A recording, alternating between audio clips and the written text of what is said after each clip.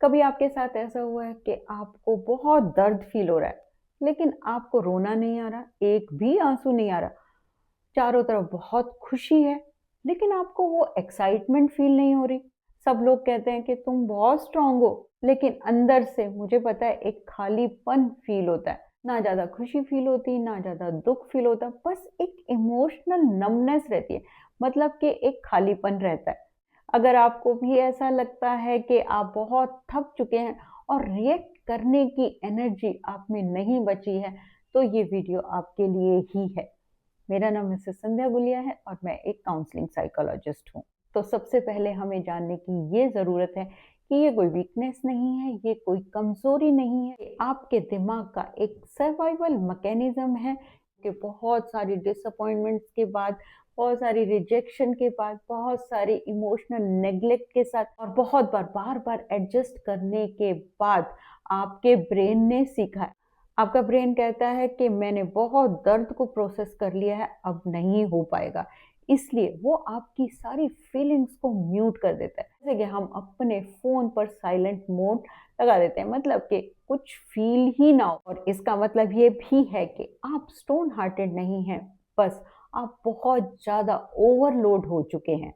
जब लोग कुछ फ़ील करना छोड़ देते हैं, तो साइकोलॉजी के अकॉर्डिंग ये जो हमारी स्टेट होती है, ये कुछ इन रीजंस की वजह से होती है। सबसे पहले जब आपने एक्सप्रेस करने की अपने बचपन में, अपने रिश्तों में कोशिश की हो, लेकिन किसी ने सुना ही ना हो, तो आपको लगता है कि एक्सप्रेस करना, बताना, फीलिंग्स बेकार हैं। उसके बाद जब आपको बहुत स्ट्रांग बनना पड़ा हो, तुम बहुत समझदार हो, तुम समझो, तुम एडजस्ट करो, तो बहुत बार हम स्ट्रांग बनते-बनते जो हमारी रियल सेल्फ होती है, जो हमारी सॉफ्टनेस होती है ना, उसको ही खो देते हैं। उसके बाद बहुत बड़ा रीज़न, जब मुझे पेन है ना, ऐसी फीलिंग्स हैं बार-बार, धीरे-धीरे रोज़ मिलती हैं, तो मेरा ब्रेन क्या कहता है, ये तो सब नॉर्मल है और इस पॉइंट पे इंसान रोता नहीं है, वो डिस्कनेक्ट हो जाता है।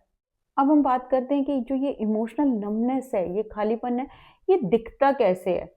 जब हमें एप्रिसिएशन फ़ील नहीं होती, मुझे कोई अटैचमेंट फ़ील नहीं होती, मेरा लोगों से मिलने को दिल नहीं करता, मेरी अचीवमेंट भी जब मुझे ब्लैंक लगती हैं और बस हमें लगता है कि हम सिर्फ़ ड्यूटीज़ निभा रहे हैं। ये आपका इमोशनल फ्रीज़ रिस्पॉन्स हो सकता है। जैसे कि मैंने बहुत बार बताया, हमारे ब्रेन के 3 रिस्पॉन्स होते हैं, फाइट, फ्लाइट और फ्रीज़। फ्रीज़ रिस्पॉन्स जिसमें कि हम अपनी फीलिंग्स को दबाते हैं, मतलब फ़ील ही नहीं करते, फ्रीज़ कर देते हैं। बॉडी ज़िंदा होती है, लेकिन हमारी इमोशनल लॉक हो जाती है। और सबसे बड़ी बात, लोग कहते हैं, "तुम्हें क्या फ़र्क पड़ता है? तुम तो बहुत स्ट्रॉन्ग हो।" और आपको पता है सच क्या है? जो ये स्ट्रॉन्ग लोग होते हैं, इमोशनल नम, वो ही सबसे पहले होते हैं।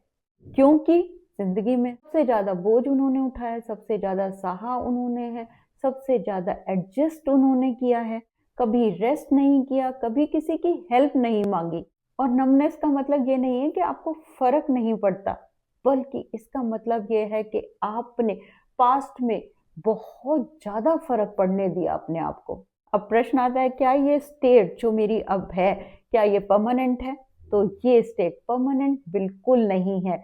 लेकिन इसका निकलने का तरीका ये नहीं है कि सिर्फ पॉजिटिव सोचो।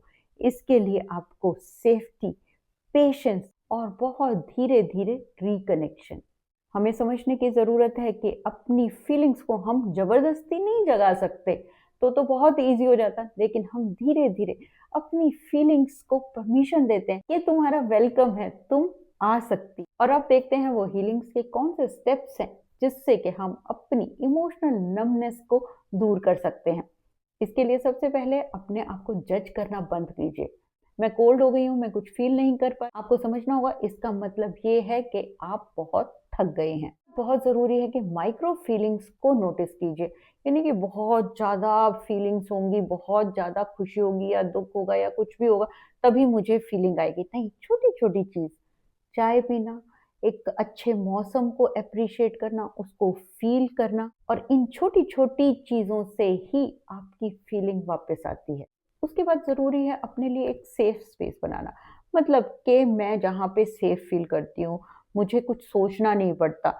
जैसे कि डायरी हो सकती है, थेरेपी हो सकती है, या आपका कोई ऐसा फ्रेंड या रिलेटिव हो सकता है, जहाँ आपको बात करने से पहले सोचना ना पड़े। उसके बाद ज़रूरी है अपनी बॉडी के साथ रिकनेक्ट करना।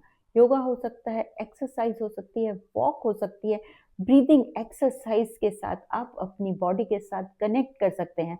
आपको पता है आपकी फीलिंग बॉडी के रास्ते ही वापस आती हैं।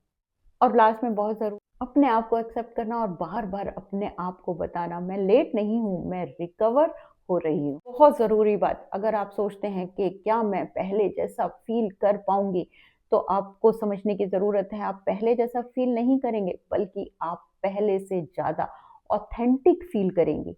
और ये फ़ेज़ आपको फ़ेक एक्साइटमेंट की तरफ नहीं, रियल पीस की तरफ ले जाता है।